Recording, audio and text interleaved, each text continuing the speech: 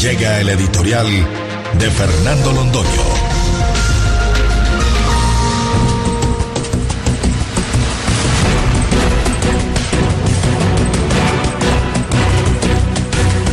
Dirán algunos que con excesiva frecuencia tenemos que ocuparnos en nuestras notas editoriales de la situación económica del país, porque es que el país es la imagen macro de una realidad que se convierte en la humilde realidad cotidiana de cada uno de los colombianos. Cuando hablamos de la economía nacional, en el fondo de la escena aparece el colombiano de a pie, el José Dolores, que alguna vez alguien llamó de ese modo para referirse al colombiano sencillo, al colombiano pobre, al colombiano humilde, que padece todas las peripecias de una situación a la que es tan lejano. La situación macroeconómica, la situación que se decide en el cónclave del Banco de la República, donde unos señores iluminados se reúnen con el ministro de Hacienda para decidir los destinos de todos los José Dolores. Las cifras que tiene el país sobre el comportamiento económico son desoladoras. Lo que está pasando es de una gravedad inusitada. Los cafeteros, por primera vez en la historia, tuvieron que salir a los campos, de sus campos productivos, a las carreteras, a las ciudades de Colombia, para pedir justicia. No estaban reclamando otra cosa, porque estaban absolutamente arruinados. La evolución del precio del café ha sido una evolución miserable en comparación con el salario mínimo, para poner el caso más vecino, y cómo influye el salario mínimo en la estructura de los costos cafeteros. Pues bien, ¿eso a qué se debe? A que tenemos una moneda sobrevaluada, una moneda mentirosa, una moneda de artificio, que forma parte de la civilización del espectáculo.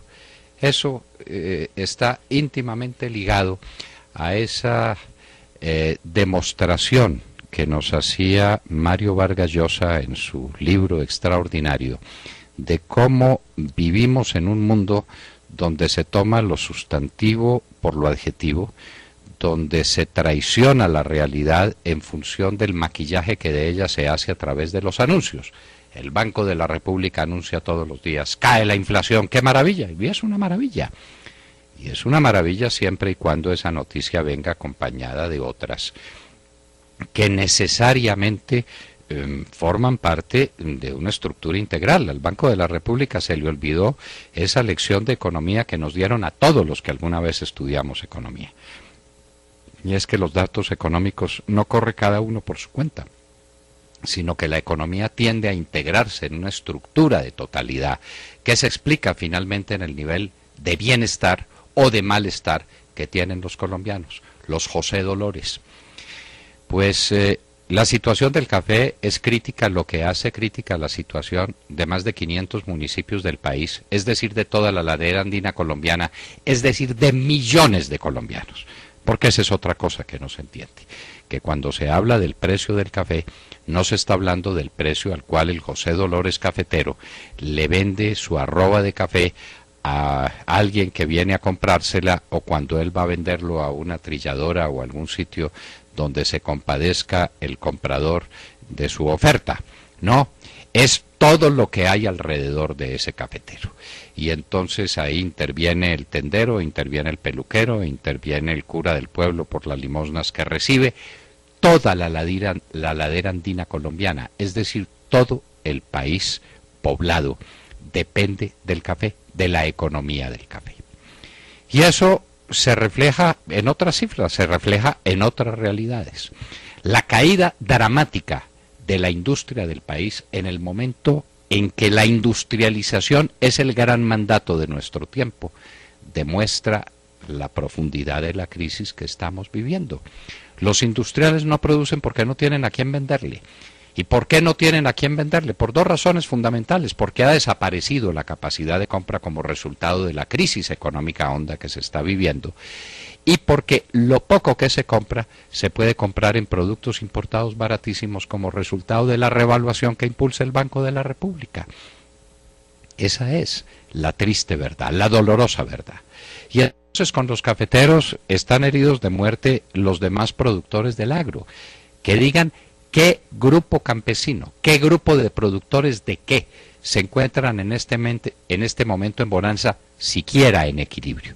Díganos cuál. No, todos están heridos de muerte como resultado de una política macroeconómica absurda. Entonces tenemos la suma de una industria que no produce porque además no tiene a quién venderle, y de unos compradores que no existen porque la base de la economía colombiana es la economía campesina, está herida de muerte. Y eso significa menos comercio, y eso significa menos servicios, y eso significa menos transporte, eso significa menos todo. Menos todo, inclusive la construcción de vivienda, que viene dando unos tumbos increíbles. Ya se acabó la época de las vacas gordas que dejó el gobierno del presidente Uribe, y ahora entramos en un periodo de decadencia obvia que empieza a expresarse por la caída en las licencias solicitadas y otorgadas para construir, lo que se reflejará en la necesaria caída de la construcción en este año 2013. Es la economía estúpido, le dijo a alguien que quería tomar muy equivocadamente el tema central de una campaña electoral. Es la economía estúpido.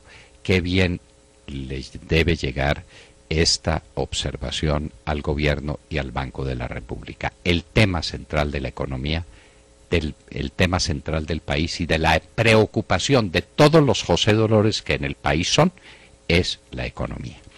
Claro que dirán algunos, y la seguridad, es que ambos fenómenos vienen de la mano. La mala economía se manifiesta en unos altos niveles de inseguridad, y la inseguridad rampante, que es la que estamos viviendo, afecta también la actividad económica. Luego, entre la inseguridad que nos promueven los grupos armados, que viene del narcotráfico, que producen las FARC, y una economía debilitada, tenemos un panorama suficientemente oscuro como para que el gobierno diga: hay que rectificar el rumbo, hay que rectificar la conducta, hay que cambiar esencialmente. Pero todo lo que tenemos en la noticia de que el gobierno se reúne en Hato Grande como gran cosa. En el gobierno del presidente Uribe, el alto gobierno se reunía todos los días lunes a las 2 de la tarde. Todo el alto gobierno, siempre, sin que fallara un solo día. Aquí se reúne una vez y es la gran noticia. Y decisión que toman, que los ministros tienen que salir a contar sus hazañas porque no las han contado suficientemente. La civilización del espectáculo. Cuando no hay nada sustantivo que decir, es mejor no decirlo. Van a poner a los ministros en una situación incomodísima, que es la situación del que tiene que salir a defender lo que no se puede defender. Porque el país va mal, y en lugar de reunirse para tratar estrategias de comunicación, se tienen que reunir para tratar lo sustantivo.